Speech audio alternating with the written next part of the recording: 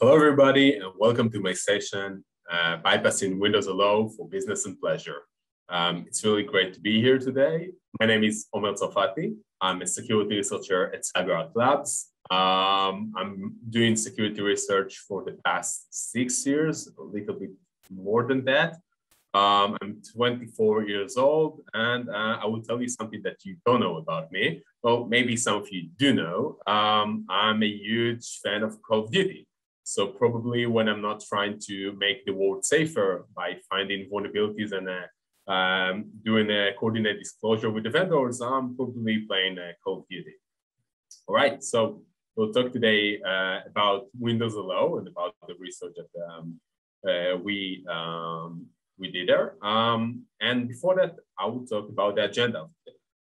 So at the beginning, we'll talk about passwordless. We'll talk why we should use passwordless, what is passwordless, and I mean, we have passwords, right? We don't really need a passwordless solution. Well, you will shortly know why we should not actually put trust only in passwords or password at all. Then we'll talk about Windows Hello, which is Microsoft relatively new and one of the biggest passwordless solution out there. So we will briefly talk about the features that Windows Hello offers, and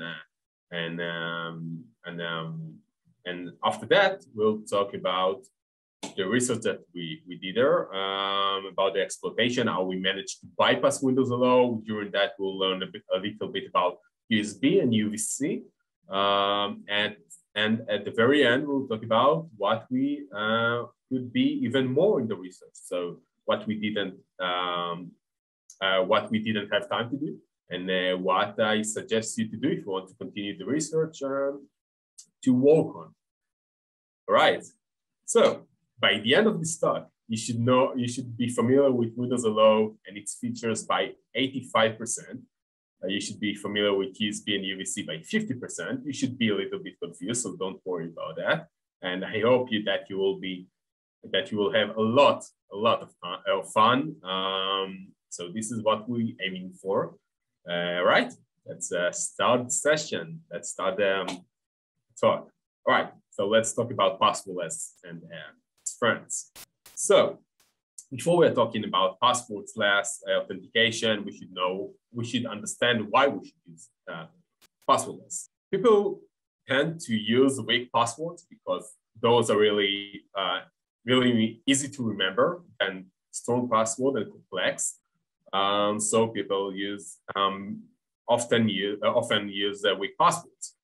Passwords also stored in servers. In the best case scenario, those passwords will be hashed or encrypted, but in other scenarios, there will be in plain text there. So if the service that you use store the password in plain text, and this service got breached, your password will also be stolen.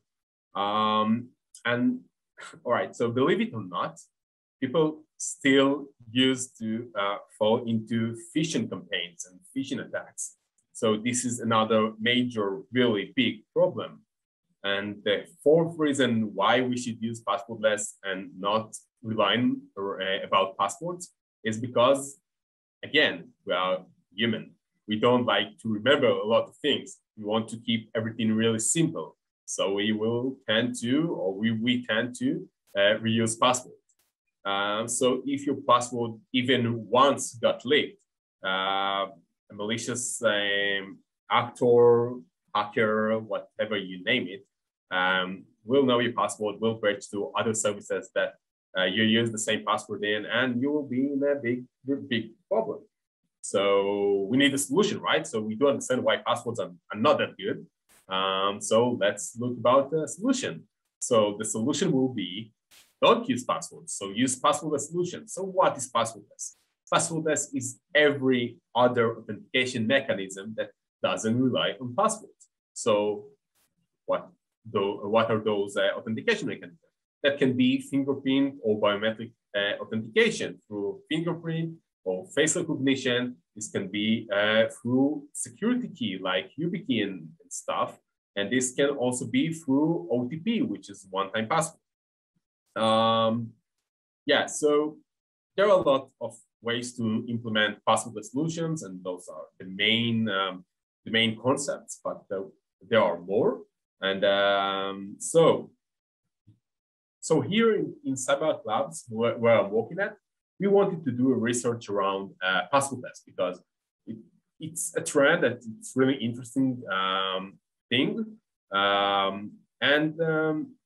So we thought what would be the best platform to do research on that regarding passwordless. And we choose Windows Hello because it's the biggest one. So say hello to Windows Hello.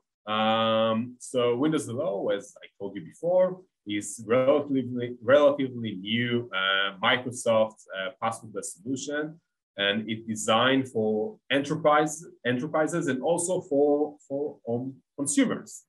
So you got two solutions for Windows Hello. You got Windows Hello for Business, which is more relevant for domain and Azure environments and authentication. And you got your simple home user, which actually replace your password, your local password. So you won't need to type in your password to log in into your computer, which is actually not really replaces your password completely, because the hash of your password still remain on the machine, and it also only let you sign in into your computer without giving this password, but at the background, your machine will give the password that's stored on your computer. All right, so let's talk about Windows Hello features. So Windows Hello offers a lot of features, and at this point, we thought about what would be the best thing to do a research on.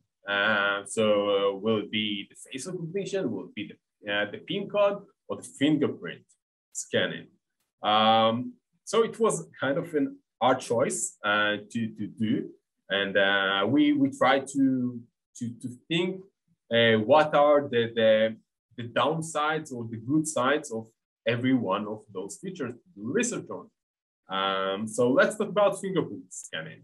So regarding the data, so the data will be really challenging to capture and modify, to kind of try to bypass or cloning fingerprint data and trying to bypass with that Windows Hello mechanism. There is a lot of previous art around this and many public researchers. I think also in Black Hat 2006, there was one research talking about how you can manipulate and bypass fingerprint scanning, and by doing this also authentication based around fingerprint scanning. And the protocol was really complicated, and there was actually a lack of public implementations that we could find at the moment we did the research. So that was a problem. The PIN code. So the PIN code, it was really hard to brute force because there is anti-brute force mechanism. So this thing got off the table, and we thought that it will be just the same challenge as trying to break your regular password. So it wasn't really innovative or novel thing to do, and we thought that this one won't really be that interesting to do research on. And the final thing was face recognition. So also the face recognition, it has anti-brute force mechanism, which won't let you to try cracking or giving a lot of face samples to the mechanism. It will block you off and ask for the PIN code. So it was a challenge. And actually around face recognition, so there was kind of an easy start for us, because at a point we thought that, I will tell you a little bit about it later on, but what will be our attack approach, attack entry point, right? So this one was actually the camera. So we thought that if we will implement the web camera that communicating with Windows Hello eventually we will be at a good starting point to try to compromise the system, try to bypass the Windows Hello mechanism. So we had a really easy start there because NXP, which is big semiconductor company, implemented a USB video camera on an evaluation board, which we will also talk about it later on. And we had a really good start there. So we didn't need to do a lot of implementation to get it on. And also, there's another thing. Your face, which Windows Hello, the face recognition of Windows Hello is relying on, is a public data. So if you think about that, we are going outside, passing buildings with security cameras, and your face is also captured there. So everybody got your face. Maybe not in infrared, which will be needed here, but everybody got your face. So everybody can capture your face, can get this secret thing that Windows Hello relying on when doing this authentication. So that was a really good start for us because we thought, right, so you got public data that a login mechanism, authentication mechanism is relying on, and we can capture it.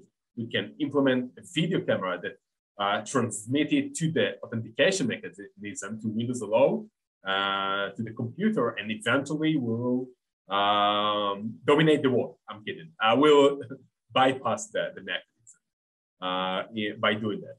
So it was a really good, good starting point, and for that we can also do it. So you will know at the end of the presentation if we made it or not, and you already know about it, maybe. All right. So we choose, of course, the face recognition because we had the most leads there, and we didn't have a lot of challenging things there. So we proceeded with that.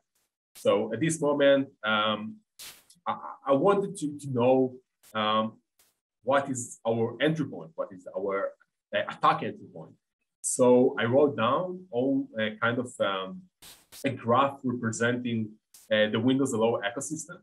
So we have application or face credential provider, which is talking with WinBio DLL, which at the background communicate with Windows Biometric services, which in this service, it implements three adapters for Windows Hello. So there is the store adapter, engine adapter, and the sensor adapter.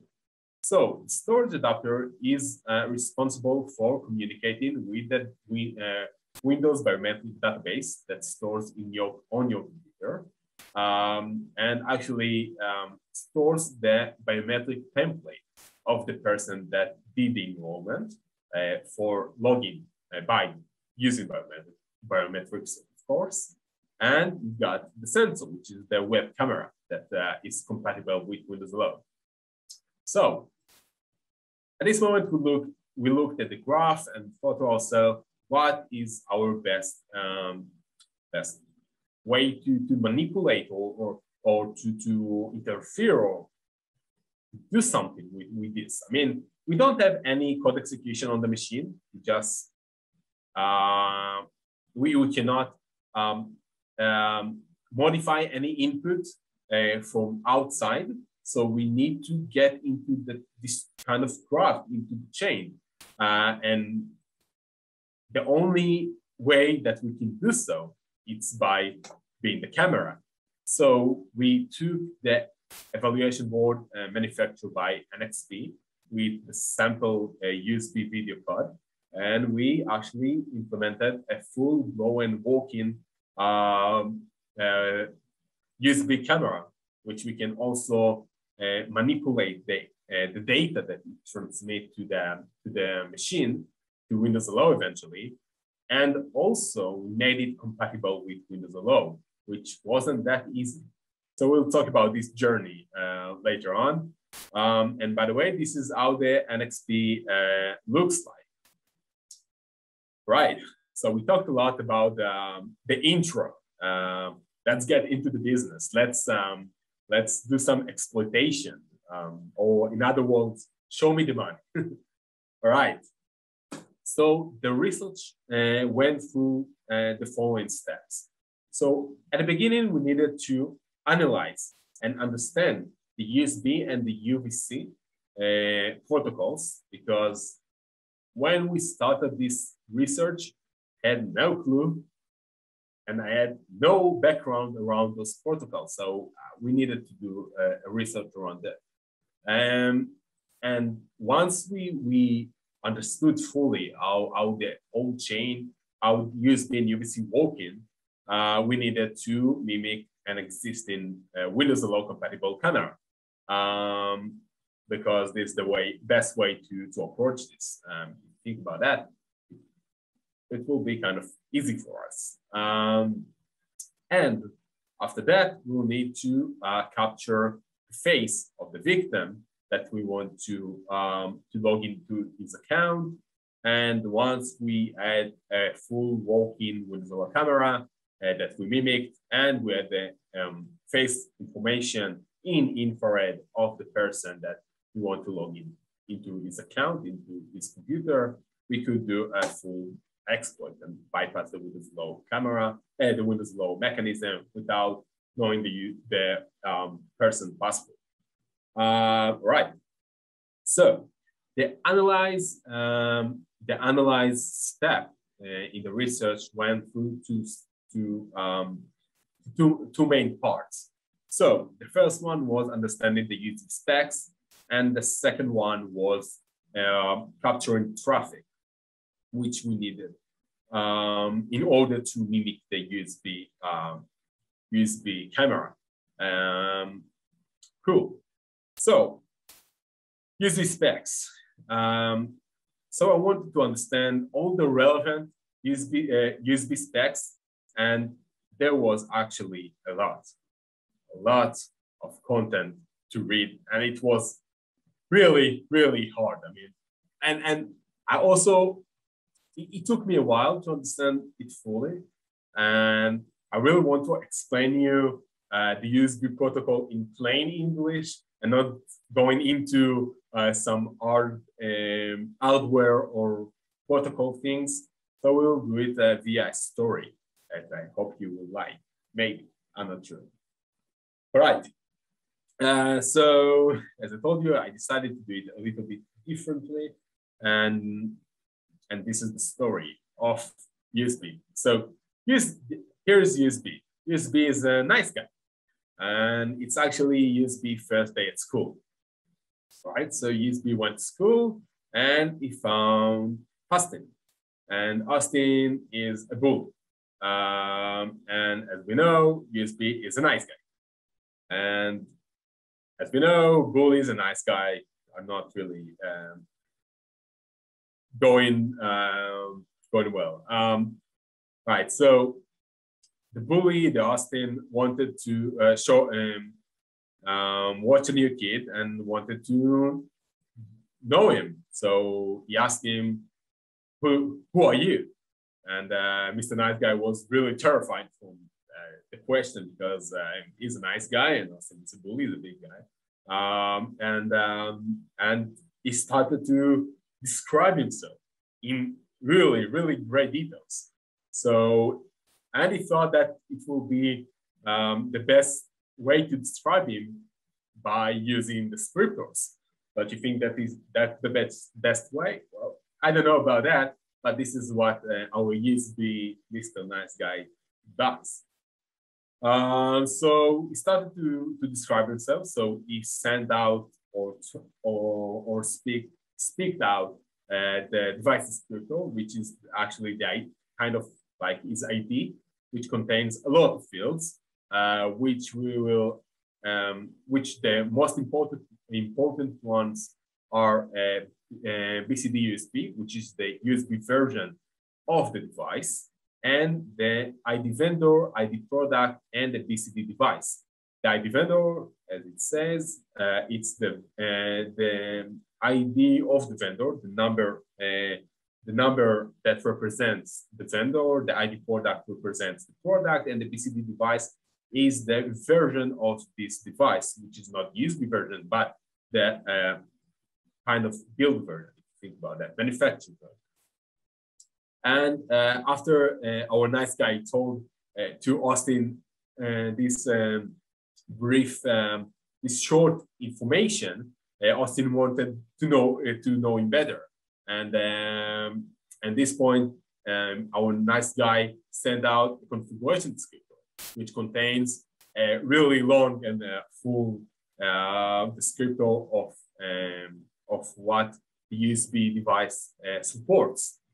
And because of this configuration can be changed between devices, like between persons.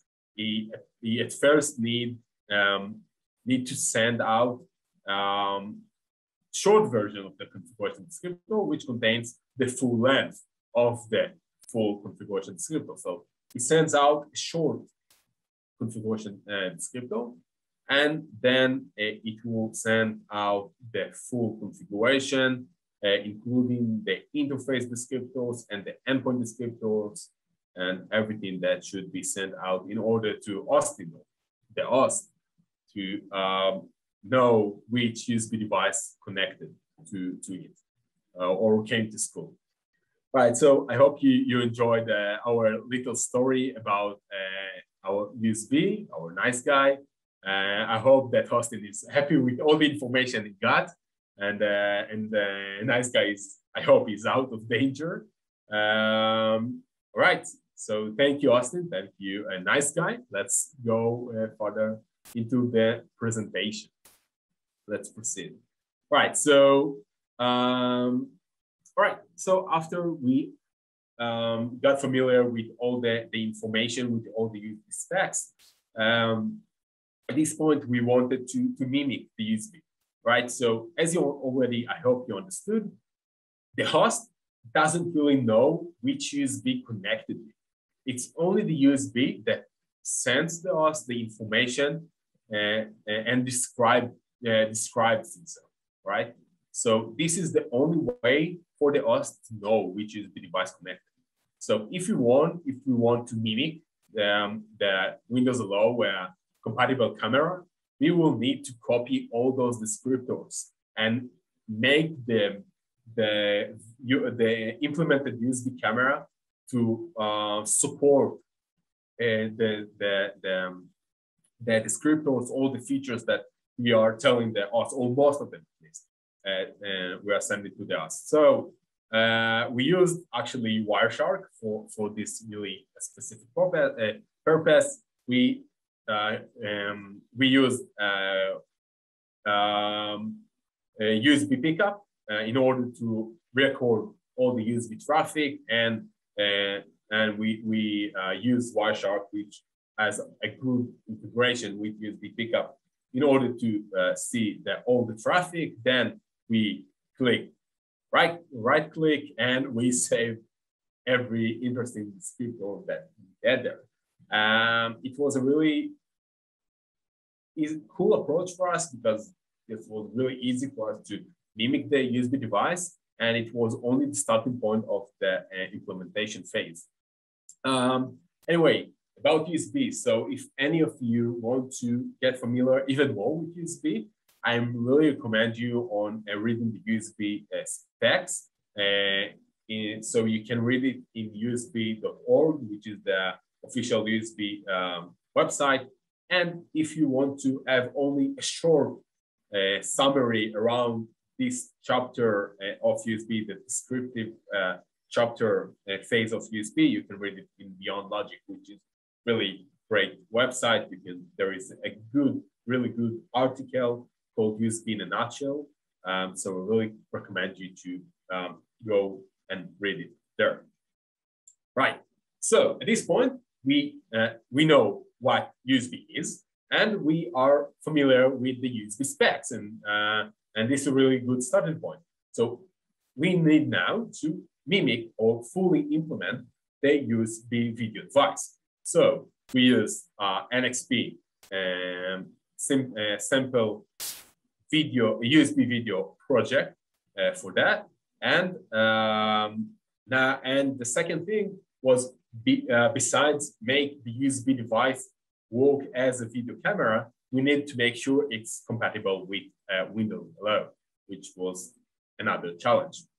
All right, so in order to do so, you need to go to NXP. There is a really good ID that NXP developed called the MCU Espresso. You should import the SDK example project from the USB examples folder and download that dev video virtual camera VM.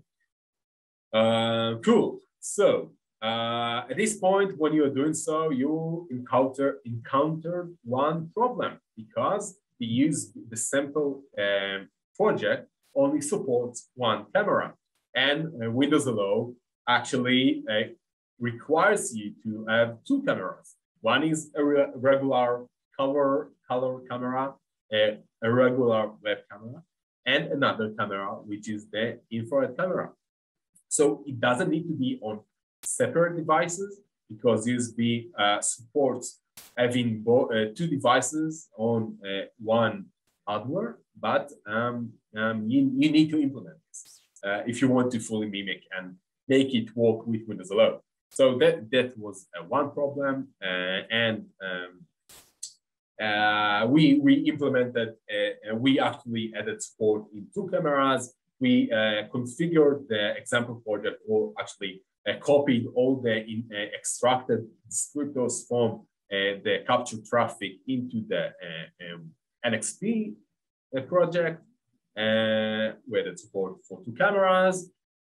And everything by this point should be fine because, let's say by the boot, it should be working. But we connected the USB device to the computer after we wrote a lot of code in C,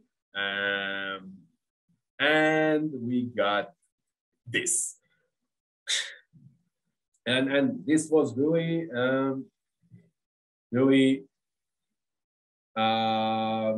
bad moment for us. I mean, we got this beautiful error message and that says that our USB is not recognized by Windows. And at this point, we didn't really know what we should do because this error message that showed up didn't really tell us a lot, only that the USB device that we tried to connect doesn't work. And we didn't know why, because, I mean, we finished to implement all the relevant parts, and we did only a small change in the code, and we got this error message. I mean, we did a lot of changes in the code, but before we got this error message, we did only a simple one, and that was changing the USB version of the USB device from 2.0 to 2.1, which is the one that the other Windows Hello camera that we mimicked or cloned uses. So that was strange, and we didn't really understood why we're getting this. So apparently, and that's a really interesting thing, if your USB device supports version higher than 2.0, you will need to provide another descriptor, which is the BOS descriptor. And if this request from the host device fails, so the driver stack will fail in enumeration of the device and will kick you off. That's bad. That's really bad. So we read about the BOS descriptor, and we looked how we can add it to our USB device, and we did so. And it looks like this. And at this point, everything should work fine, just fine. All right. But we still remain with one question. Why we didn't see this descriptor in that capture traffic in Wireshark? And the answer for this is really simple. Basically because we didn't use Linux. Apparently, the implementation of capturing USB traffic in Windows missing the BOS descriptor I don't know why, but this is a problem that exists there. Anyway, in Linux, it shows up just as we needed, and we copied it from there. And at this point, everything just worked. All right, so let's recap. At first, we understood the USB specs and how we can capture USB traffic. The third section was, the second section was actually how we can fully implement the USB device, the video camera, as we needed. And the last thing that that left for us in order to fully exploit or bypass Windows alone is to capture the person that we want to log into his device account. All right.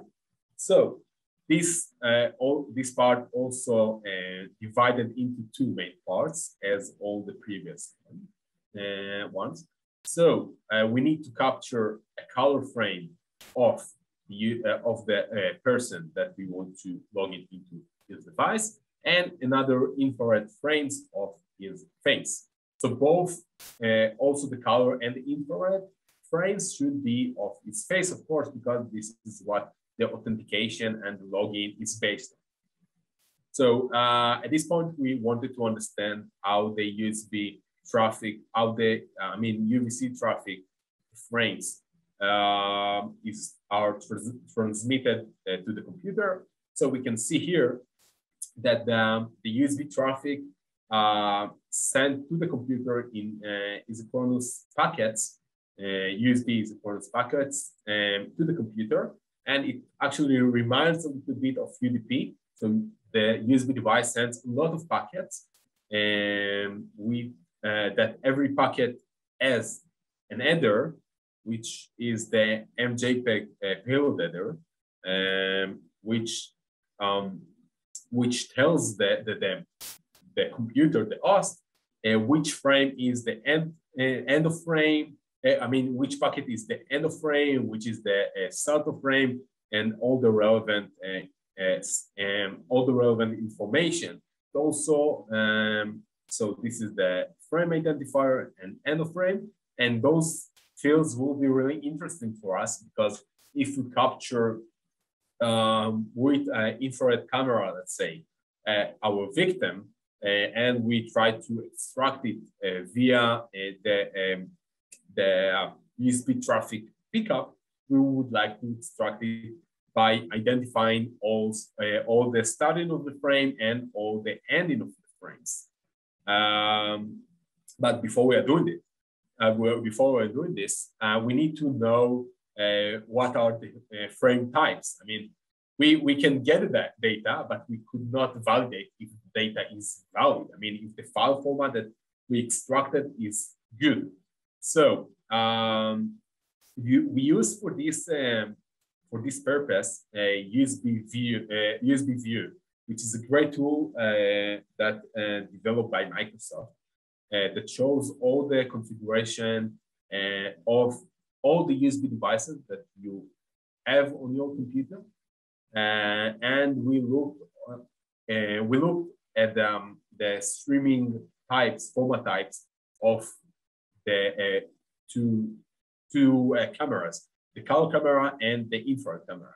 So the first one was MJPEG frames, which are really easy to identify. The color camera uses MJPEG format to transfer the captured frames, while the second camera, the infrared camera, uses uncompressed format with an unrecognized GUID. And at this point, after a lot of Googling, we found out that the uncompressed format is no other than KS data format subtype L8 infrared. Great.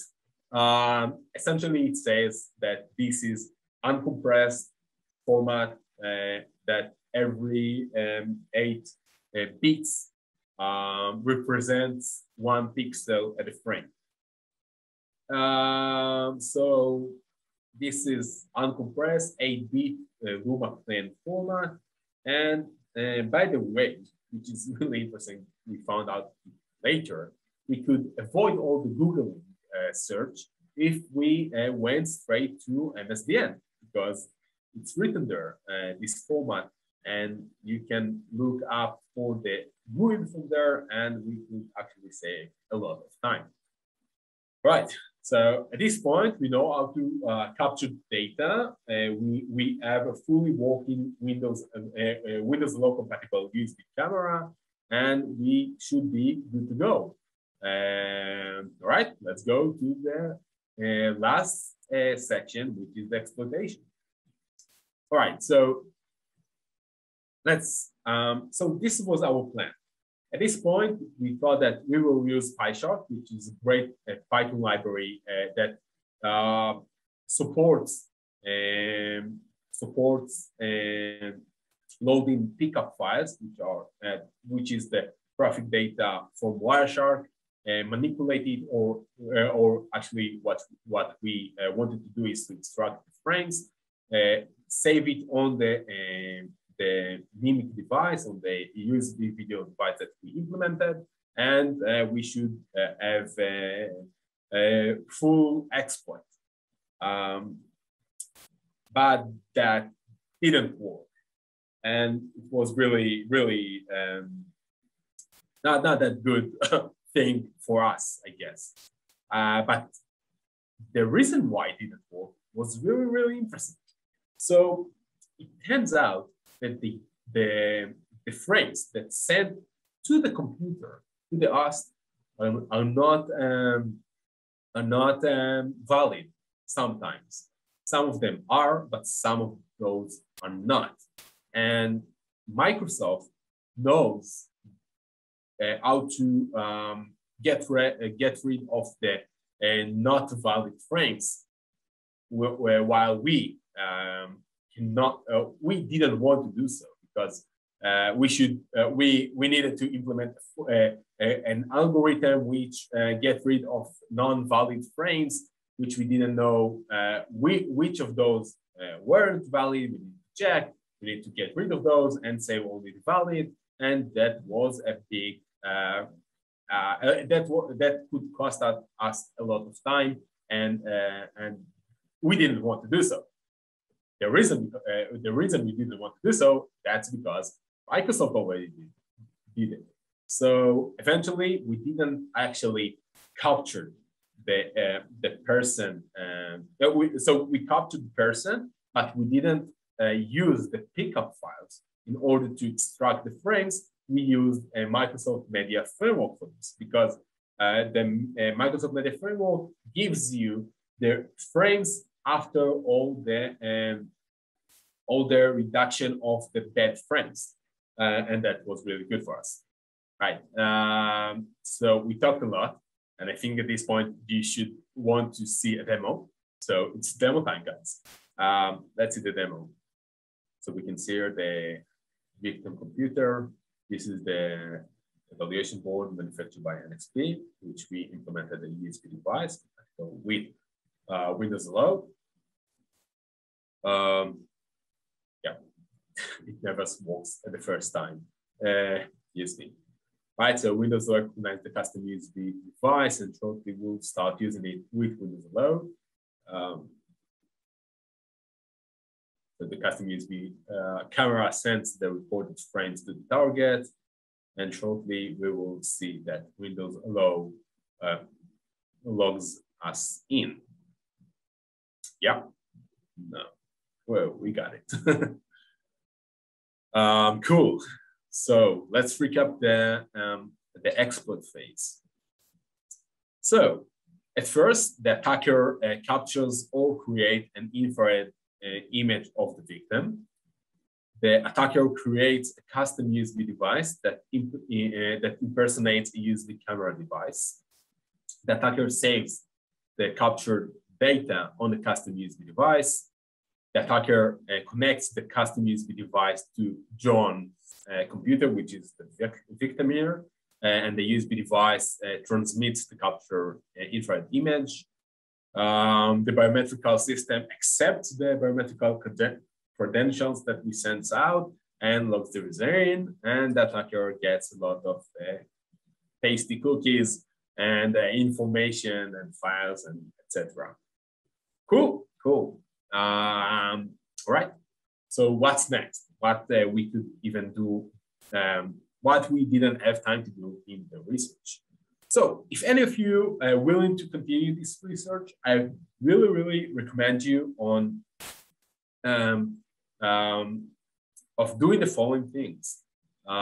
So we did a really brief and elementary research around converting color image to infrared, because color images are substantially easy to get of victims, and you won't need to capture infrared images of the victim, which is could be a challenge thing to do. Not that big of a challenge, but challenging thing to do. So we use some machine learning stuff to do so. We had really good results, by the way, but we couldn't really. We didn't have a lot of time to make it better and more robust. We could convert images of me, color images of me, to infrared, which worked with Windows Hello. That was great, amazing results. But we didn't pay more time because we needed to skip to other things. But this is really, really interesting thing to do. Another really interesting to do is manipulating the biometric database. So as I told you, Windows Hello uses the Windows biometric database, which is stored locally on your computer. And if an attacker got access into your computer and it wants to manipulate the biometric database, it can do so. And by doing this, it can actually create or add more biometric templates to your account and create a backdoor. And this thing, and by the way, all the bypass of Windows Hello in enterprise environments are a big and major thing, because when you're using Windows Hello for business, you actually you also have access to your 365 or Office assets in Azure and all those really cool things that Microsoft provides. And you can get MFA token, which works for all those environments. And I mean, this is great for an attacker, not for you. And if an attacker got access to your computer when you have Windows Hello enabled, that can be a problem. Windows Hello for business. The regular Windows Hello won't actually be big of a problem, but it will be also interesting for an attacker to get your files, I guess. So that's cool. Another thing that can be really, really interesting in the eyes of an attacker will to try do fuzzing around biometrical data. And you might say now, but you said that there are anti-fuzzing mechanisms. Yeah, there are. But I'm not talking about just connecting USB device and trying to do dummy fuzzing. I think, and that can be really cool stuff, if an attacker got access to your biometric database, it can extract the biometric templates and create an environment that it could try to create inputs that might bypass Windows Hello algorithm. When Windows Hello algorithm does the comparison with the data that's stored in the database, it might create by fuzzing or any other fancy stuff, create the data that can eventually bypass the login. And this can be really cool. So if an attacker got his hands on your biometric database, that can be a problem for you, I guess. And if you want to do a security research around that, around every one of those things, that can be amazing, and the results will be really, really interesting, at least in my opinion. All right, so let's talk about what we had here today. So At first, we talked about USB. Then we talked about USB, passwordless solutions and why we need them. Then we talked about Windows alone and how we managed to bypass. And finally, I really hope that you had a lot of fun here.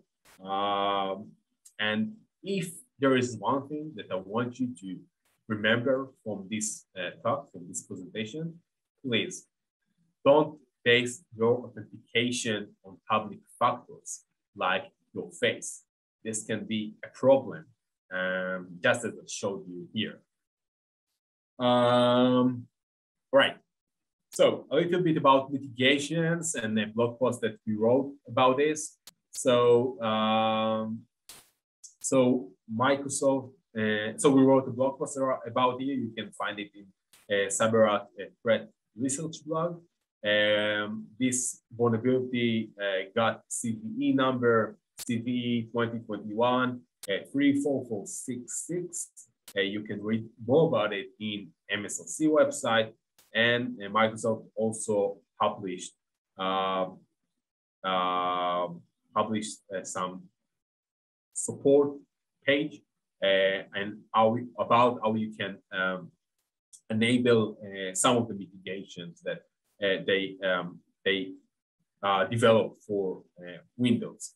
Right, so let's talk about the mitigation. So the first one is enabled by default. So all of your devices that are patched and up to date got this mitigation. So they created kind of allow list, which doesn't let fresh new connected devices to the machine to communicate with Windows alone. Those devices can only communicate with Windows alone after you will do a fresh login. So you will need to connect it to your device and type your passwords or PIN code, log into your account, and then log the device. And only then this USB device, this video camera that's compatible with Windows alone will work.